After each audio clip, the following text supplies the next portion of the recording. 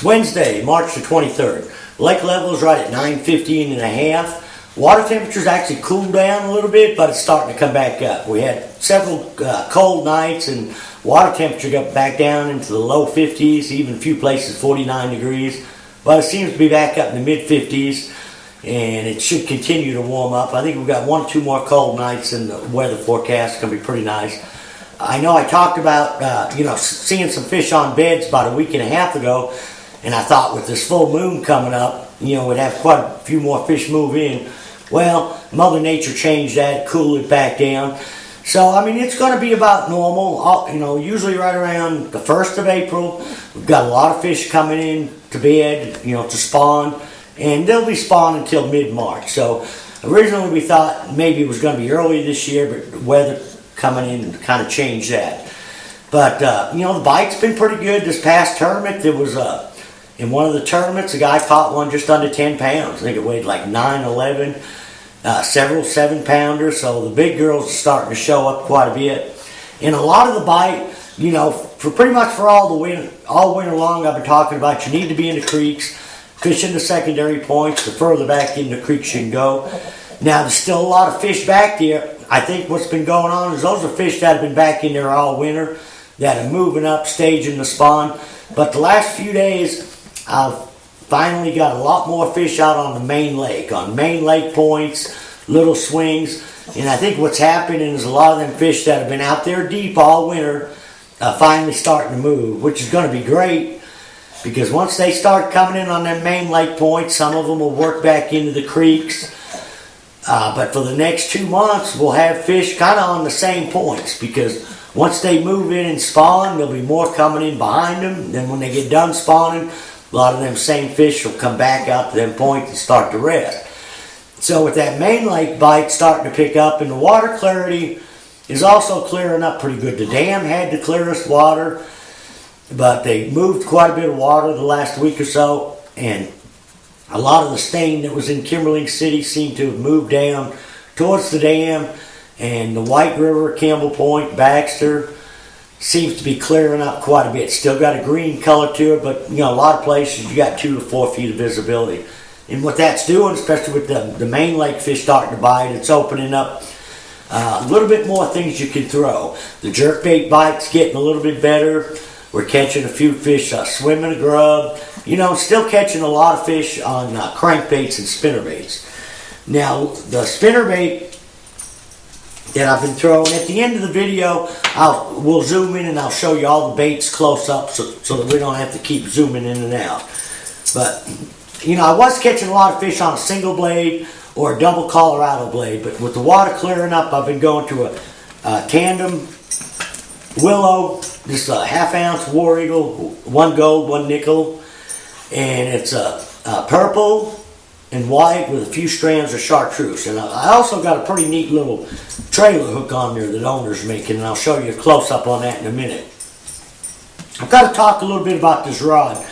I think this is a rod that Luz has had out for a while. I just picked one up about 2 weeks ago, and I absolutely love it. And I'm not pushing this rod because I'm on the Lowe's Pro staff, but it's just a rod that a guy has to have in his arsenal. It's a 6-foot, 10-inch rod. It's a medium heavy action. And what I love about it on a spinnerbait, you can make a roll cast with it. It's light enough. It's got a short enough handle. And the rod is so versatile.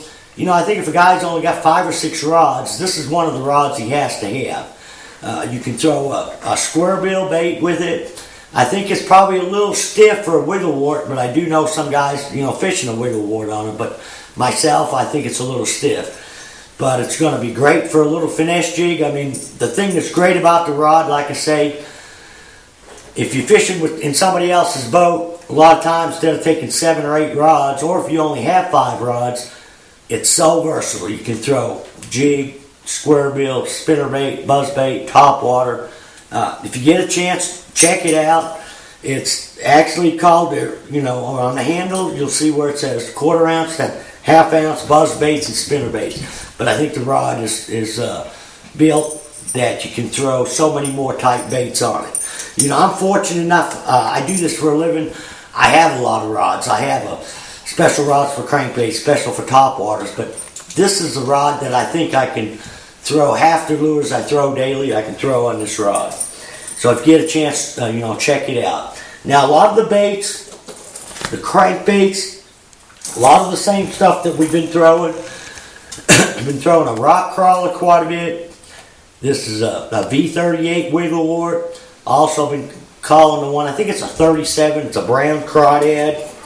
And the jerk baits, the table rock shad, which is the purple and chartreuse is working good. Also clown colored bait. And I'm throwing a medium bill, most of the time setting the boat in 15 to 20 foot depending on how flat the bank is. This is a clown colored spro. And I had some guys out the other day that worked for Rapala, and that particular day we didn't catch them on the Rapala jerkbait, but since that bite's picking up a little bit on the main lake and I'm catching more jerkbait fish, I tried it, and it's working real good too. It's got really awesome action to it, and it is their Shadow Wrap Shad Deep. It'll get down about 8 to 10 feet, but the pretty neat thing about this bait is when you twitch it, it's really erratic. And I think this is probably, as the water warms up, this bait has got so much movement and it'll be a little bit better bait. When you don't have to let the bait pause as much, when you can do a steady jerk and retrieve, it's a really good bait. Now, that trailer hook I was talking about, a guy up at Sportsman Factory Outlet kind of turned me on to it and said I need to try these. Well, here's one all rigged. It's on, kind of like a piece of braided line, and it goes over the hook.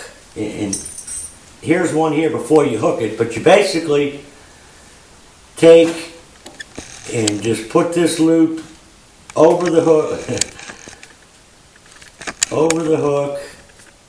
I've got to get my hands down a little bit here.